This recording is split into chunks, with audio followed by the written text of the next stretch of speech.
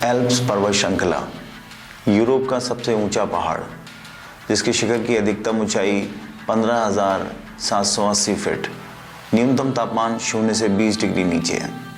दोस्तों, इंसानी सामर्थ्य के लिए उस समय यह सोचना भी असंभव था, लेकिन 300 ईसा पूर्व हैनिबल द कार्थेजिनियन ने इतिहास में इस असंभव को पहली बार संभव करते हुए न केवल अपने 50,000 सैनिकों को बल्कि उनके साथ 37 अफ्रीकी मूल के हाथियों को भी एल्प्स के पार पहुंचा दिया। उसका उद्देश्य था अपने पिता को दिए गए वचन को पूरा करना और रोमन साम्राज्य की बुनियादों को हिलाकर उन्हें घुटनों के बल ले आना। दोस्तों, ये महान गाथा है मनुष्य के सम्मान और शौर्य की, कर्तव्य और निष्ठाओं के प्रति इंसानी दृढ़ता की। दोस्तों, ये अद्भुत गाथा है एक ऐसे सेना नायक की जिसने अपने युद्ध नीति और रण कौशल से रोमन साम्राज्य की बहती धारा को हमेशा हमेशा के लिए मोड़ दिया। ये कहानी है हैनिबल द बार्बर और उसके एल्प्स अभियान की।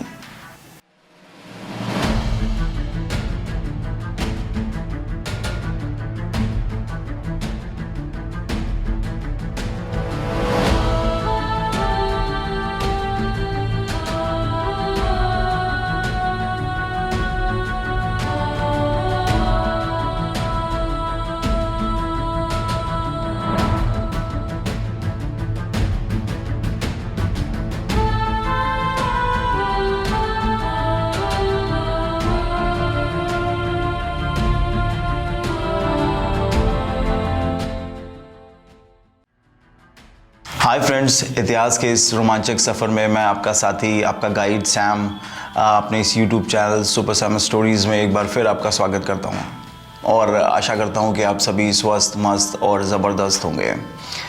दोस्तों, इतिहास के पन्नों में छुपी आज एक ऐसी गाथा आपके समक्ष हम प्रस्तुत करेंगे जो न केवल आपको रोमांच से भर देगी बल्कि आपको ये सोचने पर भी विवश करेगी कि क्या मनुष्य के साहस और धैर्य की कोई सीमा होती है या नहीं होती। दोस्तों, आगे बढ़ने से पहले एक गुजारिश है, एक रिक्वेस्ट है आपसे कि जिन्होंने अभी हमारे इस YouTube चैनल को सब्सक्राइब नहीं किया है तो please subscribe this YouTube channel और साथ में इस बेल आइकॉन को भी दबाना मत भूलिएगा, जिससे आपको लेटेस्ट अपडेट्स मिलते रहें। तो चलिए शुरू करते हैं आज का अपना एपिसोड, हैनिबल द बार्बर और उसका एल्प्स अभियान।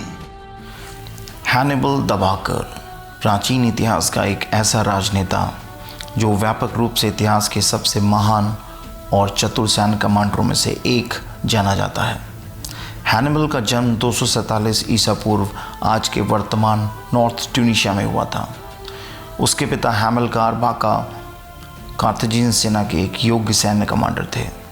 बाका फैमिली पीढ़ियों से रोम को अपना दुश्मन समझती थी और हैनिबल भी इस पारिवारिक व्यवसाय को आगे बढ़ाने के लिए पूरी तरीके से तत्पर था। कार्थेज की फर्स्ट प्यूनिक वॉर में हार के बाद उसके पिता हैमलकार ने हैनिबल को शपथ दिलाई थी कि वो रोम से इस अपमान का बदला ज़रूर लेगा और हैनिबल ने इस वचन को अपने जीवन का एकमात्र उद्देश्य बना डाला। वो अपने पिता हैमलकार के साथ दक्षिणी स्पेन चला गया, जहां हैमलकार ने एक बहुत शक्तिशाली घुड़सवार सेना का गठन किया। हैनिबल जानता था कि एक दिन वो ही इस सेना का सेनापति बनेगा। हैनिबल ने अपने पिता की अकस्मात मृत्यु के बाद रोम से युद्ध करने की नीयत से सुगुंटम पर हमला कर दिया और रोम के साथ एक ऐसे युद्ध की शुरुआत की जिसने ना ही रोमन साम्राज्य की नींवों को हिला दिया बल्कि कार्थेज साम्राज्य के स्वर्णिम युग की आधारशिला भी रखी। इसी श्रृंखला में उसने एक ऐसे अभियान की शुरुआत की जो न केवल तत्कालीन परिस्थितियों में असंभव था बल्कि एक बहुत बड़े विनाश को भी आमंत्रित कर सकता था। रोम इस बात से विश्वस्त था कि हैनिबल सिर्फ सुगुंटम तक ही सीमित नहीं रहेगा, उसका अगला कदम उसे रोम तक ज़रूर पहुंचा देगा। इसी के चलते रोम ने अपनी पूरी सेना को हर तरीके से सावधान कर दिया। रोमन सेना नायकों का अनुमान था कि वो समुद्र के रास्ते या दक्षिणी मार्ग से ही रोम में प्रवेश करेगा। उत्तर की तरफ रोम की सुरक्षा आल्प्स पर्वत श्रृंखला खुद कर रही थी और तब तक किसी भी सेना नायक ने आल्प्स को पार करने की रणनीति सपने में भी नहीं सोची थी। वहीं हैनिबल जितना साहसी योद्धा था उतना ही कुशल युद्ध रणनीतिज्ञ भी था। वो जानता था कि किसी भी बड़े और शक्तिशाली शत्रु को उसकी ताकत से ज़्यादा उसकी रणनीति से परास्त किया जा सकता है।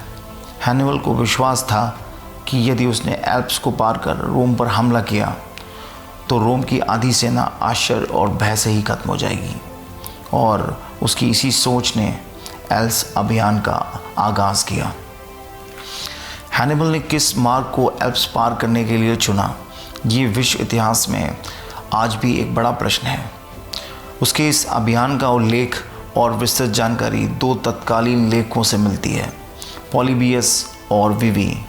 जहां पॉलीबियस इस अभियान के लोगों को स्वयं जानता था और उनके वर्णन के आधार पर उसने जानकारी दी है, वहीं लिवी ने तत्कालिक उपलब्ध साक्ष्यों के आधार पर जानकारी उपलब्ध कराई है।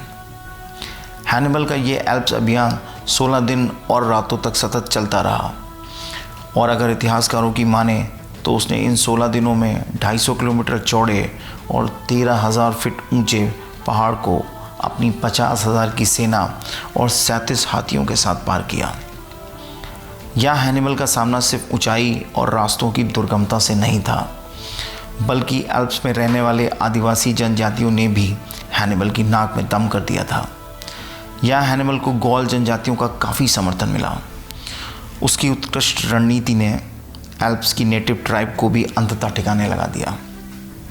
लेकिन अभी सबसे बड़ा खतरा हैनिबल और उसकी सेना का इंतज़ार कर रहा था। जैसे जैसे वो आगे बढ़ते जा रहे थे, मौसम उनका साथ छोड़ता जा रहा था। बर्फ़बारी भी इतनी बढ़ चुकी थी कि एक एक कदम आगे बढ़ाना असंभव होता जा रहा था। ठंड से लोगों के पैर सड़ गए थे। हैनिबल अपनी सेना और साथ लाए जानवरों को हर दिन जीवन की जंग हारते देख रहा था। उसकी 50,000 की सेना करीब करीब आधी रह गई थी, और जो बचे थे वे भी हारते जा रहे थे। हैनिबल सेना को बराबर भरोसा दिला रहा था कि वो सब रोम पहुंचेंगे और इतिहास में अपना नाम अमर कर देंगे। वो सेना से कहता था कि अगर ये हाथी एल्प्स पार कर सकते हैं, जो कि बिना किसी गर्म कपड़े और जूते के हैं, तो फिर हम तो योद्धा हैं। हैनिबल का साहस उसकी सेना को बिजली का संचार कर रहा था, और अंततः वो शिखर पर पहुंच ही गए। आखिरकार जब हैनिबल अपनी सेना और अपने सबसे बड़े शस्त्र अफ्रीकन हाथियों के साथ रोम में घुसा, तो रोम की सेना और पूरे रोम को अपनी आंखों पर विश्वास नहीं हुआ। जैसा हैनिबल ने सोचा था वैसा ही हुआ। पूरे रोम की सेना भयाक्रांत हो चुकी थी। उनका मनोबल हैनिबल की सेना के सामने घुटने टेक चुका था।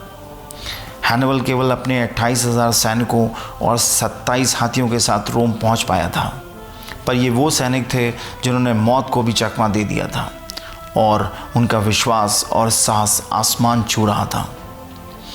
अब तक इतिहास में रोम की सेना अजेय मानी जाती थी, पर अब उसका सामना हैनिबल की एक ऐसी सेना से था जिसके सामने इस दुनिया में असंभव कुछ भी नहीं था। शायद रोम का इतिहास बदलने वाला था। दोस्तों, अगर हैनिबल चाहता तो वो रोम तक पहुंचने के आसान और सरल रास्तों को चुन सकता था, लेकिन उसने ऐसा नहीं किया।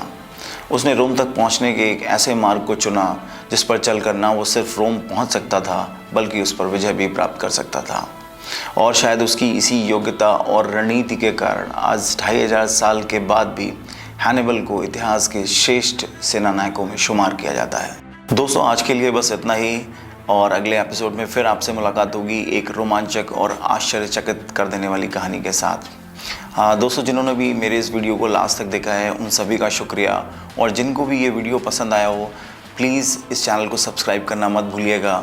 और इसी के साथ मैं आपका दोस्त सैम आपसे इजाज़त लेता हूँ। Good night and good day. Thank you.